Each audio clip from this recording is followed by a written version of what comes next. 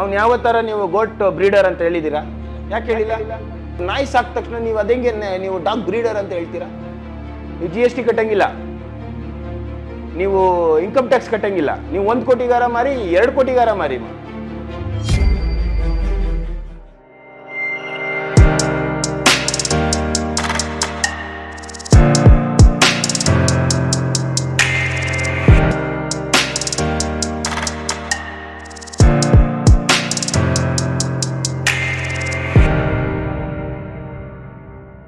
ಇದೆ ಅಂದ್ರೆ ನಾನು ಅಲ್ಲಿ ಹೇಳಿದ್ನಲ್ಲ, 4 ಕುರಿ ಸಾಕ್ತಾ ಇರೋನು ಮತ್ತೆ 4 ನಾಯಿ ಸಾಕ್ತಾ ಇರೋನು ಇಬ್ರಿಗೂ ಏನು ಸಂಬಂಧ, ಏನು ಡಿಫ್ರೆನ್ಶಿಯೇಟ್ ಏನಿಲ್ಲ.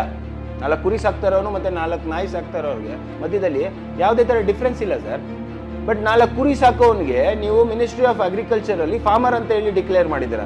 ಅದೇ ನೀವು 4 ನಾಯಿ ಸಾಕ್ತಾ ಇರೋನಿಗೆ ನೀವು ಮಿನಿಸ್ಟ್ರಿ ಆಫ್ ಅಗ್ರಿಕಲ್ಚರ್ ಅಲ್ಲಿ ಮತ್ತೆ ಫಾರ್ಮರ್ ಅಂತ ನೀವು ಡಿಕ್ಲೇರ್ ಮಾಡಿಲ್ಲ.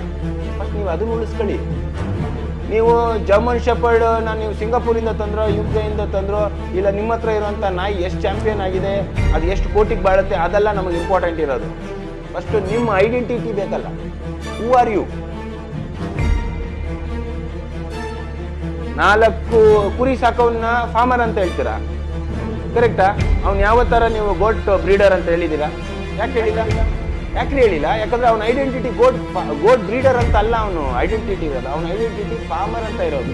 ನೀವು 4 ನಾಯಿ ಸಾಕ ತಕ್ಷಣ ನೀವು ಅದಂಗೆ ನೀವು ಡಾಗ್ ಬ್ರೀಡರ್ ಅಂತ ಹೇಳ್ತೀರ.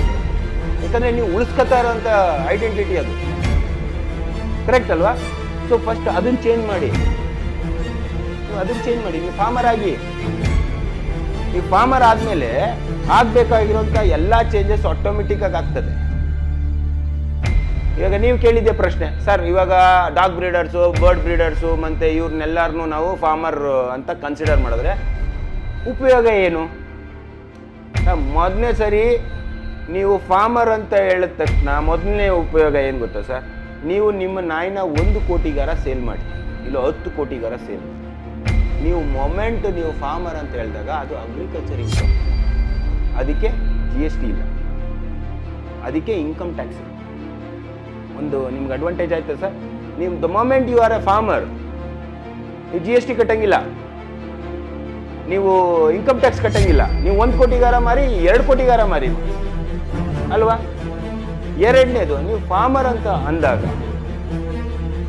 ನೀವೇನು ಇವಾಗ ಇವರೇನು ರೆಸಿಪ್ಟ್ ಬೇಕು, ನೀವು ಯಾರಿಗೆ ಸೇಲ್ ಮಾಡಿದ್ರಿ, ಎಷ್ಟಕ್ಕೆ ಸೇಲ್ ಮಾಡಿದ್ರಿ ಅನ್ನೋದೇನು ದಾಖಲೆ ಕೇಳ್ತಾ ಇದಾರಲ್ಲ, ಕೊಡೋದ್ರಲ್ಲಿ ಏನು ಸಮಸ್ಯೆ ಇದೆ? ಇವಾಗ ಫಾರ್ಮರ್ ಅಂದ ತಕ್ಷಣ ಕೊಡಿ.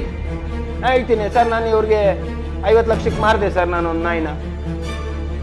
ಸಮಸ್ಯೆ ಅವನದಾಗಿರ್ಬೇಕು. ಯಾರು 50 ಲಕ್ಷ ರೂಪಾಯಿ ನನಗೆ ಪೇಮೆಂಟ್ ಮಾಡ್ತಾರೋ ಅವನಿಗಿರ್ಬೇಕು ಸಮಸ್ಯೆ, ನನಗಲ್ಲ. ನನ್ನ ನಾಯಿ 50 ಲಕ್ಷ, ನನಗೇನು ಕಾಸು ಕೊಡ್ತೀನಿ ಅದ್ರ ಬಿಲ್ ಕೊಡ್ತೀನಿ, ಮುಗೀತಲ್ಲ.